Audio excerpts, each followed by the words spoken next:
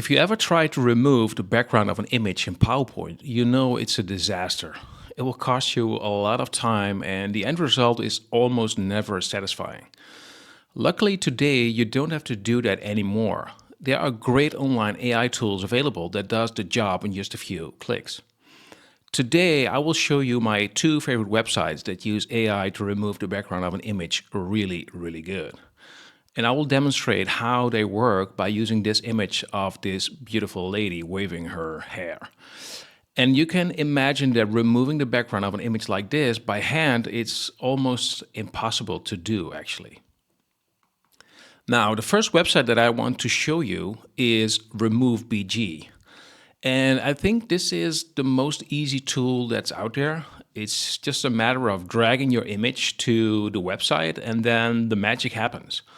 Now, you can use this website totally for free if a low resolution output image is good enough. Let's say you want to make a YouTube thumbnail, for instance, then this works perfectly fine. If you need a high resolution image, then this tool is not for free. You have to pay for the use of it, and they give you the option to buy credit points on a monthly base or via a pay-as-you-go option. I'm not sure if I would actually recommend the monthly subscription, to be honest, because this is owned by Canva and you can also choose for a Canva Pro subscription and get more additional functionality. The second tool that I use is the web version of Adobe Express. You can find the link in the description below. And here is also just a matter of dropping your image and then Adobe Express starts.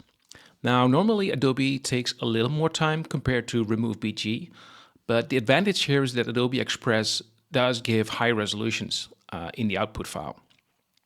When the background is removed, you can choose if you want to download it or maybe edit the image in Adobe Express.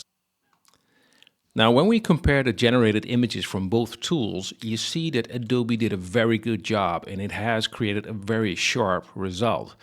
Especially when we zoom in on the hairline, it did an amazing job, to be honest. You can even see individual hairs on the image. The resolution is the same as in the input file, but the file size has actually grown significantly, so that's maybe something to keep in mind. And when we look at the result from RemoveBG, then you see it did a pretty good job as well. Apparently RemoveBG also understood what to remove and what to keep.